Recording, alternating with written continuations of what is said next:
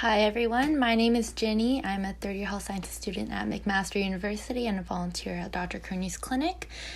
We do get a lot of questions on the classes of medications and how they work for diabetic patients.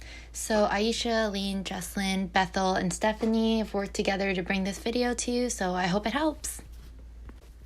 So in this video, we'll be talking about metformin, DPP-4 inhibitors, GLP-1 agonists, SGLT2 inhibitors, as well as insulin. DPP-4 inhibitors are a class of oral hypoglycemics that block the enzyme dipeptidyl peptidase 4. After the consumption of a meal and the increase in sugar levels, DPP-4 inhibitors function by increasing insulin levels and decreasing glucagon. More specifically, the mechanism of DPP-4 inhibitors is to increase incretin levels, which are a group of metabolic hormones that inhibit glucagon release, which in turn increase insulin secretion, decrease gastric emptying, and decrease blood glucose levels.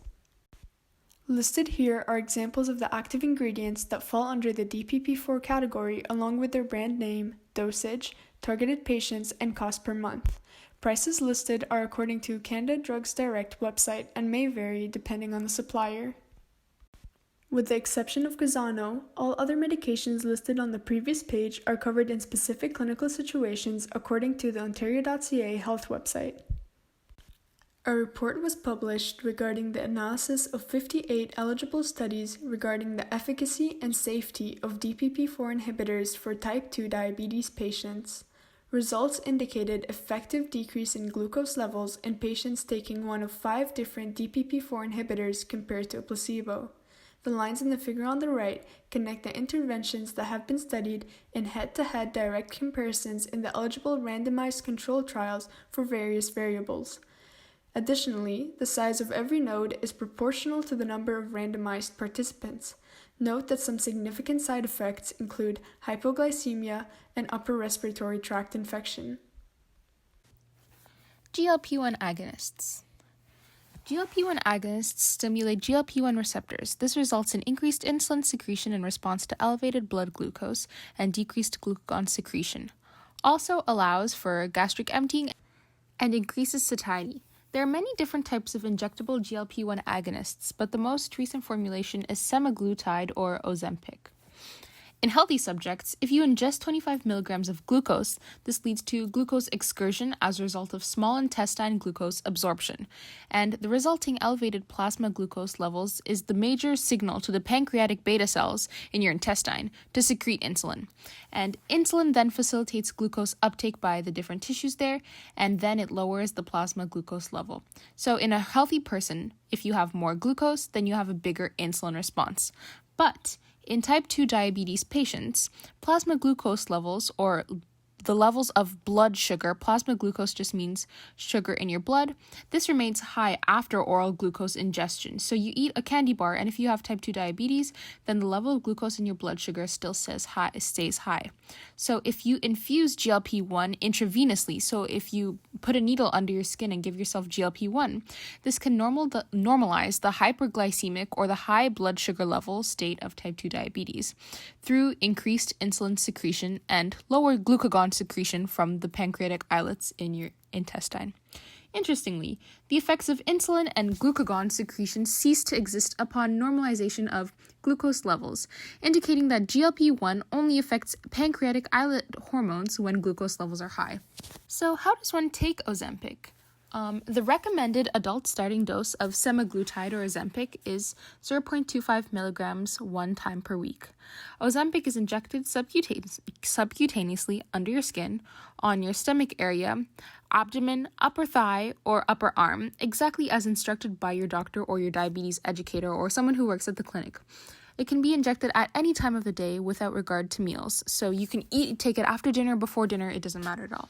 And after 4 weeks, your dose will increase to 0.5 milligrams once per week. If needed, your doctor may increase the dose again in 4 weeks to 1 milligram once a week. Do not change your dose unless your doctor has told you to do so. So what makes this different from other diabetes drugs is that you only have to take it once a week, so it's more convenient. And each 1 milliliter of clear colorless solution contains 1.34 milligrams of semaglutide or Ozempic, and there are two different forms of the pre-filled multi-dose disposable pen. One of the pens delivers 1/4 milligram and 0.5 milligram of semaglutide, while the other one delivers 1 milligram doses only. So Ozempic is FDA approved to improve blood sugar levels in adults with type 2 diabetes. It may also be used off-label to reduce weight in people who are overweight or obese. People who cannot take this drug are people who are allergic to Ozempic or semaglutide or any of the ingredients of the medication, people who are pregnant, people who are breastfeeding, people with a personal or family history of thyroid cancer, and people who have multiple endocrine neoplasia syndrome type 2, a disease where people have tumors in more than one gland in their body. So there is lots of research evidence that has gone to making Ozempic FDA approved and used by people with type 2 diabetes. So one of the very first research studies was done in 1983, where GLP-1 or glucagon-like peptide in human subjects was detected as one of the 2 glucagon-like stretches of a proglucagon sequence. Then it turned out that GLP-1 turned out to be active in patients with type 2 diabetes. So it was able to reduce hyperglycemia or high blood sugar in fasting type 2 diabetic patients into the normal fasting plasma glucose range. It also abolished post-meal glycemic rises after mixed meals in studies that employed external GLP-1 administration intravenously. So administration intravenously is how GLP-1 agonists would be administered for type 2 diabetes. So when people studied the GLP-1 agonists in people who had type 2 diabetes, they saw that it reduced blood sugar increases after any type of meal, which was super helpful. And preclinical and clinical research also indicates a potential for reducing appetite, food intake, and body weight, which is why GLP-1 agonists can and have been used for overweight patients. The first GLP-1 receptor agonist to be approved for the treatment of type 2 diabetes was exenatide. It was actually a synthetic peptide, which is just an amino acid sequence, which was found from the saliva of a lizard in Arizona. And the most recent one that has been discovered and used is the GLP agonist Ozempic that we have previously mentioned. So what are the costs of different diabetes or treatments that are GLP agonists? Firstly, Victoza and Saxenda, which are liraglutides, are $7 a day and have a usual maintenance dose of 1.8 milligrams daily. Semaglutide or Ozempic is $7 daily and has a maintenance dose of 1 milligram weekly. So you have to take it way less often and the least amount, and it's also about the same as the same price as the first one. And then you have Trulicity, which has a usual maintenance rate of 1.5 milligrams a week, so it is convenient and it's $5 a day. And then there's Adilixene, which has a maintenance rate of 10 micrograms daily and it's $5 a day. So there are things that are covered by OHIP. Out of all of these ones, Ozempic is covered by OHIP. And you can refer back to earlier in the presentation to discover more about what different drugs are covered by OHIP and where you can find what is covered by OHIP. Right, so the next medication that we're going to be talking about is insulin. So if we look at the overview, what is insulin? Well, it's a regulatory hormone that's secreted in your pancreas, essential to the metabolism of glucose, and therefore to the regulation of your blood sugar levels. It's most commonly used to regulate that of type 1 and type 2 diabetes patients. Now, if we look at the biological mechanism here, insulin basically helps control your blood glucose levels by signaling the liver and fat and muscle cells to take in glucose from your blood. So it starts with consumption. So perhaps you had a little snack and now your blood sugar levels will start to rise and as they enter the bloodstream. From there, that'll signal for insulin to be secreted, and it kind of acts as a key to unlock your body cells and allow glucose to be uptaken by your liver, muscle, and fat cells. And then in doing so, they will break it down or maybe store it up, and your glucose will leave the bloodstream, entering the cell instead, and then your blood glucose levels will normalize and return to what they were prior, to a healthy level. Now here we can kind of see how insulin is injected in this little info diagram. It's administered by injection, and it's most commonly for patients who have either type 1 diabetes, so they have little or no insulin production, or type 2 diabetes, in which your body might not be able to utilize insulin properly and it might resist it, and or it might not produce sufficient insulin. So there are many different types of insulin. Here they're categorized by their range of action time post-injection. So how long does it take for the insulin to come into effect? If we look at the chart on the left, we can see that there's the type of insulin, and then on the right, we can see the role. So the types include rapid-acting insulin. So these are for injections that will be taken at the same time as you eat your meal. We've got short-acting insulin, so these are for injections that are 30 to 60 minutes before your meals. Intermediate-acting insulin, so for half-day or overnight needs. Long-acting insulin, so for full 24-hour day needs. Ultra-long-acting insulin for your needs beyond 24 hours. And finally, combination needs, so a combination of any of the prior types of insulin that I mentioned. So here in this chart, you can see the specific brand name drugs that run under the categories that I've mentioned, as well as their active ingredients, when you would want to take the drug, the typical dosage, the target patient, as well as the coverage to the costs. So regarding the dosage, the majority of these drugs depend on your goal blood glucose concentration, as well as your goal hemoglobin A1C blood concentration. So of course you're going to want to make sure to consult with your physician to really determine the exact dosage you'll be needing. It really depends on you, on your health and your body, so that's why I didn't put a exact quantity there. Regarding the cost, insulin is usually distributed in vials, and typically a user will require 2 to 3 vials monthly. So if you're a type 1 diabetes patient, for example, or if you're a little bit more resistant, you might need 6 vials monthly. So maybe you're a type 2 diabetes patient. And then vials are on average $35 or more in Canada for one vial. And in order to administer the insulin, syringes or rapid-acting or short-acting insulins. So in order to administer the insulin, syringes and alcohol swabs will also be required, which on average might add an extra $1 per injection. So insulin pumps can also be very helpful in delivering rapid-acting or short-acting insulin continuously in order to prevent really sudden highs or lows in your blood glucose levels. So these devices might range anywhere from $6,000 to $8,000, and unfortunately they're not often covered by your traditional health insurance plans. So this means that insulin alone can cost somebody about $850 to $2,500 annually. Now, traditional health insurance or benefit plans can help you out with the cost. So, for example, the coverage here in the chart specifically refers to Ontario drug benefits. So that is, if you are eligible for OBD, then if it states that you're covered in this chart, then you are covered as long as you are eligible for ODB. If it states that you might be covered, you're covered as long as you are eligible for OBD, and your healthcare provider states that your specific clinical situation is covered. So for example, you can see NovoRapid says may be covered. So what that means is that NovoRapid is available if you're eligible for ODB, and if you're a type 1 diabetes patient, a type 2 diabetes patient using 3 or more injections per day or an insulin pump, and a type 2 or a type 2 diabetes mellitus patient who's either experiencing recurrent hypoglycemia or is unable to achieve adequate postprandial glucose control while on a less intensive regimen of regular insulin. So, of course, that's a lot. As long as you're asking your physician for the details, I'm sure that he will guide you along the right path.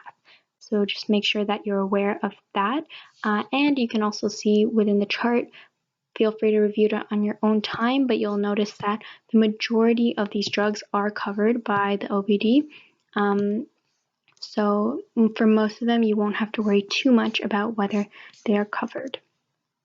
Okay, so now with all this effort and money and everything that you're putting into improving your health, it's also important to monitor and track your progress. So blood glucose meters are available for just this purpose, as they measure a person's blood sugar level at the specific moment of checking. So to use a meter, people tend to insert a test strip into the device, prick their fingers with a lancing device to draw blood, and then they put a small drop of blood onto a test strip. Within seconds, the little monitor will report your blood sugar levels, and this can all be done in the comfort of your own home. And to monitor your blood sugar, only these supplies are required. Test strips, lancing instruments used to prick the finger for blood glucose meters, and optionally, if you have a cellular device, you can connect it to your blood glucose meter and download the company's tracking app. And that way, rather than tracking your blood levels by pencil or in your head day by day, the app will automatically do it for you after you've done each test. So this is just a very efficient, easy, at-home, sort of user-friendly way to check how your progress is going. Now on this slide, if you want some more information or if you want sort of a visualization as to how blood glucose monitors might work, then this visual demonstration is available by the Global Diabetes Association. So all you have to do is click on the video and watch it. And of course, there are many other resources available online. Now, while shopping for a blood glucose meter, you're going to want to make sure that your blood glucose meter is accurate. So this list here was produced from an FDA investigation of accurate BGMs on the market. So they tested 18 devices and only 6 received the FDA's seal of approval, having tested for a 95% or more accuracy on all 3 tests that the study put it through. So if you click on the name of the BGM that you're interested in, they're all in blue. It's kind of a hyperlink, and you'll be taken to the product's website, and you can kind of look at the details and look at the pricing and everything. Now, pricing does differ from one company to the next, but it's usually in a range of $60 to $80 for the monitor device. So it's up to you which one is to your fitting. However, many of these companies do offer deals that will allow you to get discounts or even free BGMs. So for example, the first option, Contour Next from Essentia, it allows privately insured patients to receive a free Contour Next 1 blood glucose meter as long as you are a privately insured patient and you purchase a minimum of 50 of their test strips from your local pharmacy. You can read all about it on their website. If you're not privately insured, the next one down, AccuCheck Aviva Plus from Roche, it offers a very similar deal in which you can go to their website and sign up for a free coupon. You don't have to be a privately insured patient.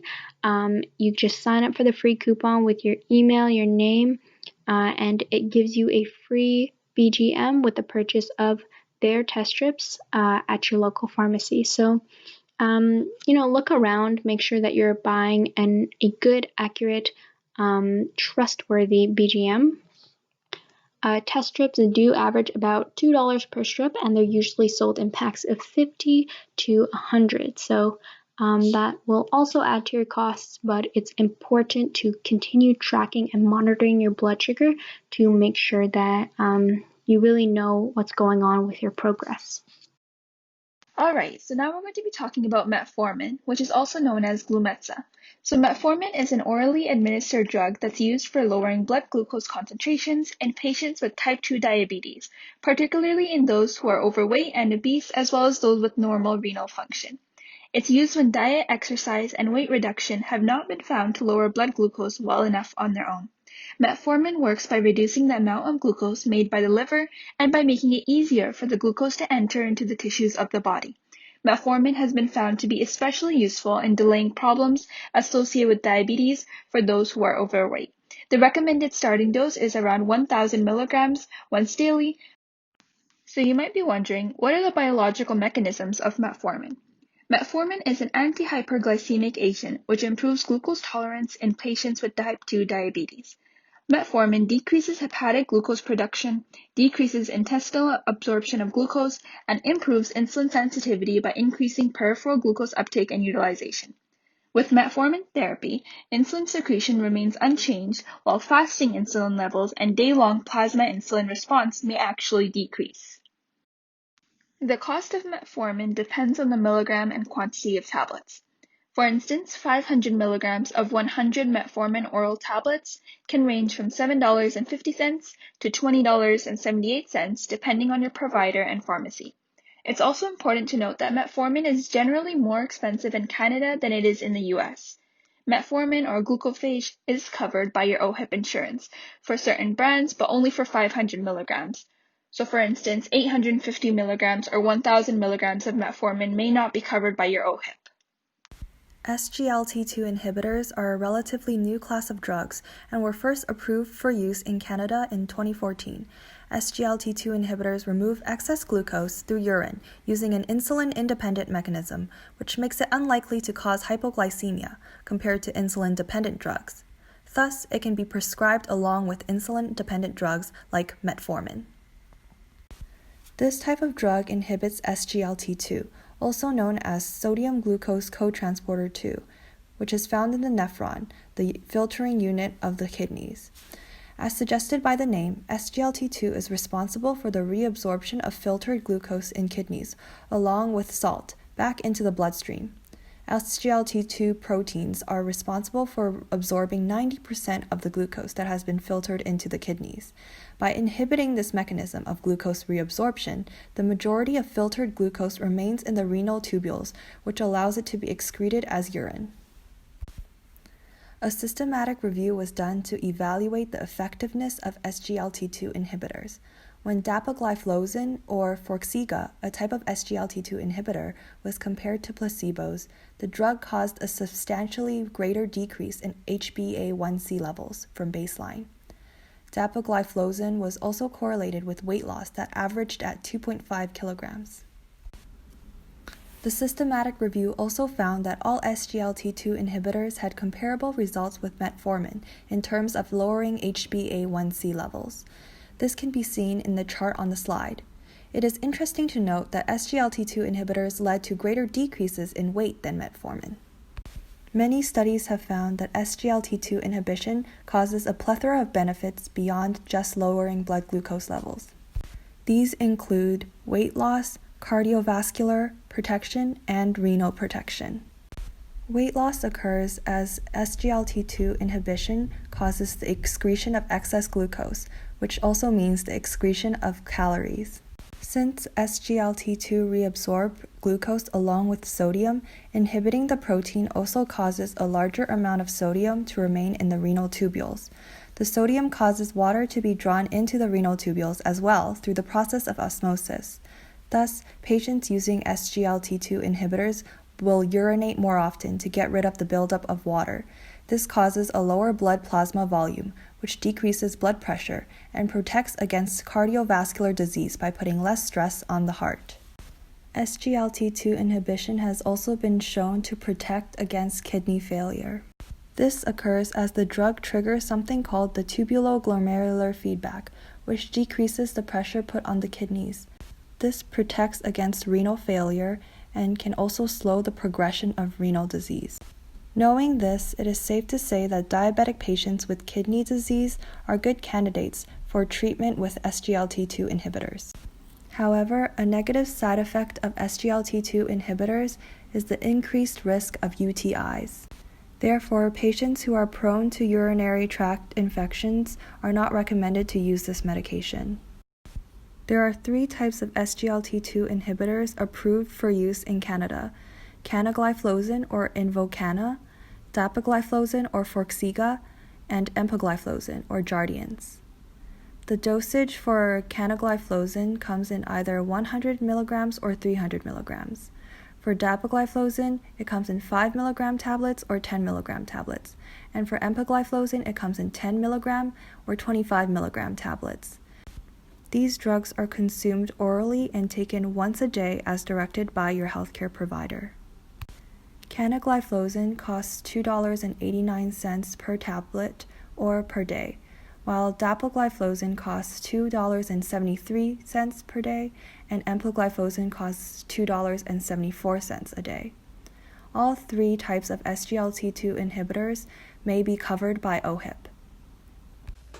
So I hope you've enjoyed this video. I hope you learned something, and I hope it clarified a couple things. Please feel free to visit our YouTube channel to take a look at our other videos, and also take a look at Dr. Curnew's book with his volunteers called 30 Days to a Healthier You.